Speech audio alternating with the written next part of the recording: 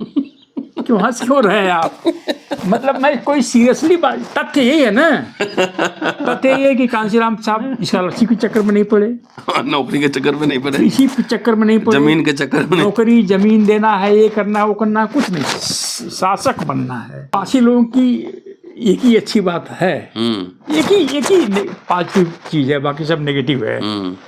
इन्होंने बाबा का साथ नहीं दिया तो बाबा को गाली नहीं दिया, बाबा साहब अम्बेडकर को। तो इसका कारण क्या है? आप कांशीराम जी पे आरोप लगा रहे हैं? कांशीराम जी अम्बेडकर से 100 साल आगे थे। अच्छा, हाँ। कैसे?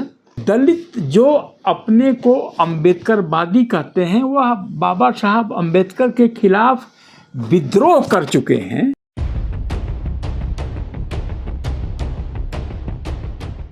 इतिहास का छात्र हूँ, और जब दिल्ली विश्वविद्यालय में आप इतिहास पढ़ेंगे तो मार्क्सवाद से गुजरना पड़ेगा। मार्क्सवाद आपको समझना पड़ेगा, कम से कम फंडामेंटल्स आपको समझने पड़ेंगे। कार्ल मार्क्स ने समाज के विकास की एक व्याख्या की, आदि युग से लेकर और साइंटिफिक कम्युनिज्म तक। सोशलिज्म भी होगा, कैपिटलिज्म भी आया, फिर फ्यूडलिज्म भी था, स्लेव मोड ऑफ प्रोडक्शन भी था, सब था। और जब डॉक्टर अम्बेडकर को पढ़ेंगे तो उनके जो आइडियाज़ हैं, ख़ास तौर से स्टेट एंड ह्यूमैनिटी, वो मार्क्स से एग्री नहीं कर रहे हैं, लेकिन उनकी विचार पूरा मार्क्स के नज़दीक आपको मिलेंगे। जब उन्होंने पहली पार्टी बनाई, इंडिपेंडेंट लेबर पार्टी, तो उनका मैनिफेस्टो पढ़ेंगे तो वो नज़दीक है कार्ल मार्क्स के, और स्टेट एंड ह्यूमैनिटी भी उनके नज़दीक ही है। बहरहाल ये बैकग्राउंड दे रहा हूँ, और अगर पूंजीवाद में रह रहे हैं तो उनकी शर्तों को भी समझना ज़रूरी है। जितना मैं 28 साल पढ़ा चुका हूँ दिल्ली यूनिवर्सिटी में, और मैं कई बार ये सवाल मैंने पूछा कि इतने स्टूडेंट्स अब आए होंगे 75 साल में, Stephen's college, Hindu college, SRCC, LSR सब पढ़े होंगे, कहाँ गए स्टूडेंट सारे? क्या कोई CA बना, कोई एंटरप्रेन्योर बना, कोई पूंजीपति बना?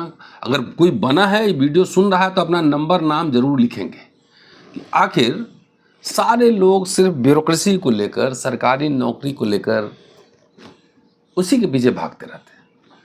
क्यों दलित समाज में एक बड़ा इंडस्ट्रियलिस्ट नहीं है, कैपिटलिस्ट नहीं है? क्यों एंटरप्रेन्योरशिप को लेकर दलित समाज में बहस नहीं है? क्या है इसके कारण? इस एपिसोड में यही तलाशने की कोशिश करूंगा। मेरे साथ चंद्रभान जी हैं, लगातार आप अम्बेडकर नामा पर सुन रहे हैं, और दलित कैपिटलिज्म के आइडियोलॉग हैं, बड़े आदमी हैं।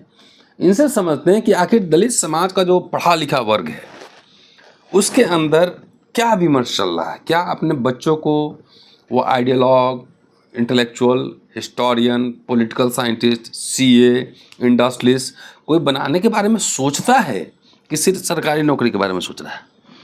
सरकारी नौकरी के अलावा जब दिमागी नहीं है तो उसमें रहेगा क्या? जब ऊपरी महला खाली है। देखिए, एक रेफरेंस मैं दे देता हूँ। यहूदी जीव यूरोप में जब फ्यूडलिज्म था तो ये लोग सर्फ थे वहाँ पर। आज पूरे दुनिया की इकोनॉमी को कंट्रोल कर रहे हैं। 22% जो भी टोटल डॉलर अरबपति हैं उसमें जीव हैं 22%।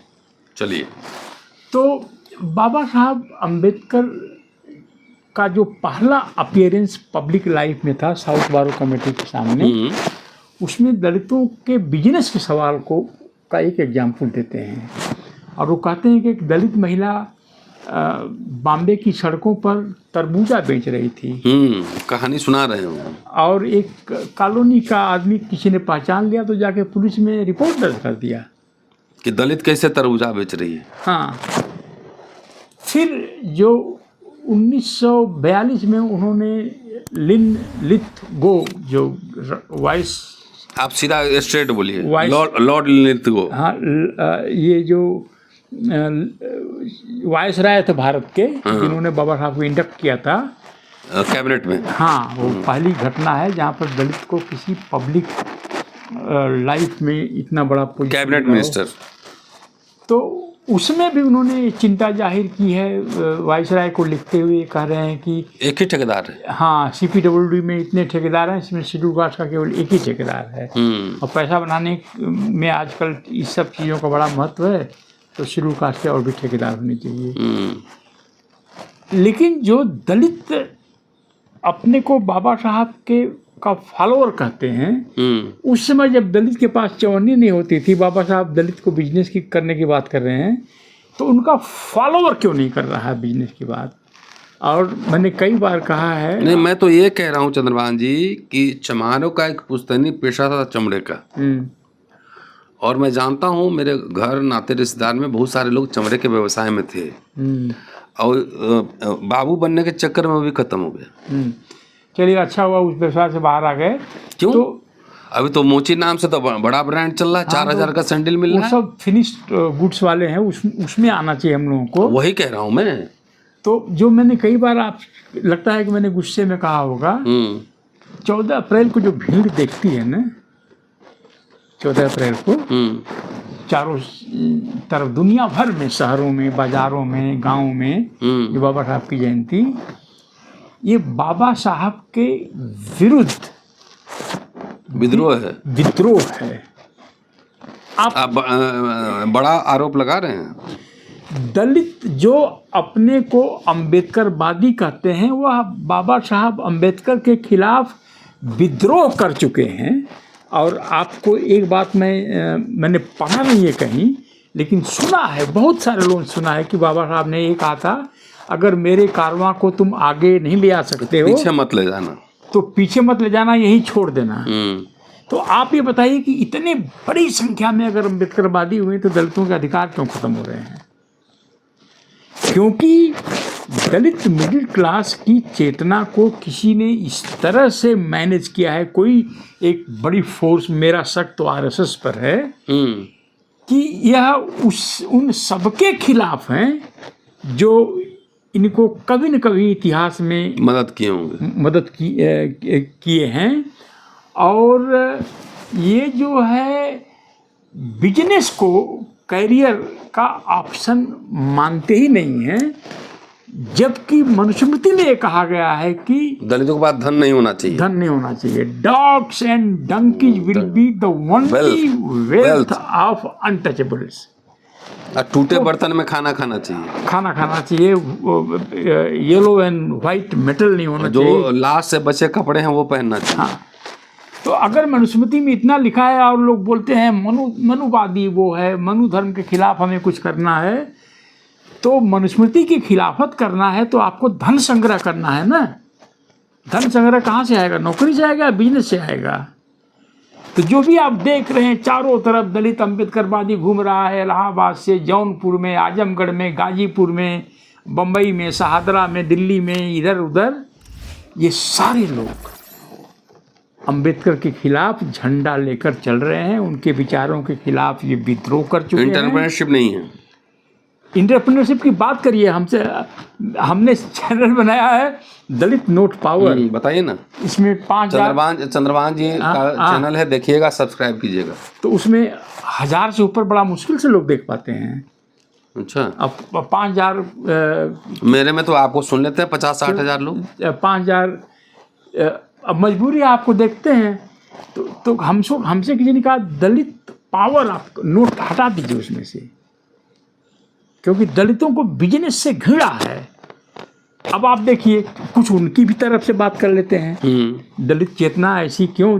चेतना क्या है? जब महला ही खाली है तो ऊपर वाला दलित IAS अफसर बनता है तो उसको बड़ा सा घर मिलता है, उसमें लान होता है, लान में फूल होते हैं, उसको ठीक करने के लिए, देखभाल के लिए एक माली होता है, एक गाड़ी होती है, ड्राइवर होता है, तमाम सलाम करने वाले लोग होते हैं। और IAS अफसर जब अपनी कुर्सी पर बैठता है तो पीछे एक तौलिया रखी होती है, सफ़ेद रंग की। बिजनेसमैन को ये सब सुविधाएं मिलती हैं सरकार की तरफ से, मतलब फोकट का सब कुछ चाहिए। हाँ, तो दलित दिमाग में यही बस है, इसके आगे नहीं। लेकिन मैं ये कह रहा हूँ, आप पे आरोप लगा रहा हूँ, आप तो दलित कैपिटलिज्म के बहुत बड़े आइडियोलॉग रहे हैं। मैगजीन भी निकाला है आपने, ऑर्गेनाइजेशन भी बनाया था, क्या था नाम उसका, जो दलित इंटरप्राइज। हाँ। तो उसमें सारे करोड़पति इकट्ठा हुए तो कहाँ चले गए? वो तो बिजनेस मैन ही थे। नहीं, वो तो इतनी बड़ी संख्या है अपने लोगों की। नहीं, वो सारे बिजनेसमैन को आपने इकट्ठा किया था। हाँ, वो है, लोग अपना काम कर रहे हैं जगह जगह, लेकिन वह लोग फैशनेबल नहीं हैं। नहीं, आपने तो कई लोगों से मुझे मिलवाया है, मुझे याद है। नहीं, हमारी तो ये कोशिश रही है ना, पर ये लोग फैशनेबल नहीं हैं। दलित बिजनेसमैन के लड़के से कोई शादी नहीं करना चाहता है। नहीं, वो लोग क्या कर रहे हैं, ये मेरा सवाल है। बिजनेस कर रहे हैं। आपके संपर्क में हैं? हाँ। अच्छा। यहीं पर दिल्ली में एक दलित परिवार है, उन्होंने एक दिन में 2 मर्सिडीज खरीदी है। वो जो हम लोग गए थे इंटरव्यू करने। हाँ, 25 एकड़ जमीन दिल्ली शहर में उनके पास है। एक बार चला जाए फिर मिलने। हाँ, बात कीजिए। चलते हैं। हाँ, दिल्ली में एक दलित हैं, वो जो जहाँ सैनिक फार्म टाइप के होते हैं, वो उनके घर गया था। मर्सिडीज, BMW, आडी, क्या नहीं। तो हम लोग तक एक दिन बैठवाइए। तो उन्होंने एक जूता दिखाया मुझे, बोला दुबई से खरीदा हूँ साहब, इसका दाम 3 लाख रुपए है। जूते का? हाँ। तो इसका मतलब ऐसा, मतलब आप जो आरोप लगा रहे हैं कि ऊपर महला खाली है, इंटर्नशिप नहीं है। ये कम पढ़े लिखे लोग हैं, ड्रॉप आउट हैं, पॉलिटेक्निक किए हुए हैं लोग। जो पढ़ा लिखा है वो तो सफ़ेद तौलिया के पीछे घूम रहा है। और तो इसका कारण क्या है? आप कांशीराम जी पे आरोप लगा रहे हैं? कांशीराम जी अम्बेडकर से 100 साल आगे थे। अच्छा। हाँ, कैसे? बाबा साहब छोटा छोटा काम करते गए ना। इन लोगों को फ्रीशिप दिला दो, इन लोगों को स्कॉलरशिप दिला दो, इन लोगों को नौकरियों में आरक्षण दे दो, इन लोगों को कुछ MP MLA बना दो। ये इंटरव्यू देने आए दिल्ली में आजमगढ़ से, तो टिकट दे दो, तो वो टिकट दिखाएं तो उसके बदले राष्ट्रीय पक्षी की चर्चा मैंने आपसे की थी कि दलित राष्ट्रीय पक्षी होते थे। अरे ट्रेन में 1/4 किराया लगता था। हमने भी दिया 25 रुपए में। हाँ, हम भी लखनऊ मेल से जाते थे, दिल्ली से लखनऊ। किसने लागू किया था ये? अब ये उसी समय बाबा साहब के समय ही हो गया था ये, हमें लगता है। तो ये जो ये काम क्या है? छोटे छोटे काम थे, छोटे छोटे काम है। पर मैं अम्बेडकरवादी इसलिए बना रहूँगा क्योंकि हमको छोटे छोटे काम करने हैं। नहीं, मेरे परिवार को अम्बेडकर से बहुत फायदा हुआ है। अच्छा। मेरे कजिन ब्रदर 1952 में, कितना बढ़िया टाई है, देखिए चंद्रवानी का। 1950 ब्रांडेड है पूरा। 52 में मेरे परिवार में एक कजिन ब्रदर पोस्ट ऑफिस में हो गए, बाबू। कुछ हम समझते हैं कि मेरे जन्म के आसपास ही एक रेलवे में हो गए हैं, और मेरे ब्रदर 69 में डायरेक्ट सब इंस्पेक्टर हो गए। तो और तमाम परिवार में जो है, आज एक बच्चा तो लंदन में नागरिक हो गया है, अंग्रेज हो गया है, ब्रिटिश पासपोर्ट मिल गया है। 4 हमारे परिवार के लोग जो है वो जो ग्रीन कार्ड मिल गया है अमेरिका में। ये पासी लोग फिर लड़ता क्यों नहीं? तो पासी लोग क्यों नहीं लड़ता है? खाली आप आजकल वो खाली डलमऊ राज में फंसा। पासी लोगों की एक ही अच्छी बात है, एक ही पॉजिटिव चीज़ है, बाकी सब नेगेटिव है। इन्होंने बाबा का साथ नहीं दिया तो बाबा को गाली नहीं दिया। बाबा साहब अम्बेडकर को, बाबू जगजीवन राम का साथ नहीं दिया तो मैंने किसी पासी को, किसी रिश्तेदार को बाबू जगजीवन राम को गाली देते नहीं सुना, नहीं देखा। वो काम केवल चमार समाज का है। तो मैं ये कह रहा हूँ कि दलित बाबा साहब को क्यों नहीं मानता है, क्यों बाबा साहब से नाराज? तो मैं ये कह रहा हूँ कि क्योंकि मेरे परिवार को बाबा साहब अम्बेडकर के दिए हुए अधिकारों से आरक्षण मिला है, पर बाबा साहब तो ये छोटे छोटे काम कर, कांशीराम साहब उनसे 100 साल आगे हैं, क्योंकि कांशीराम ने ब्राह्मणों को रगड़ने का सिद्धांत दिया। इससे बड़ा बाबा साहब कभी सोचता है ये?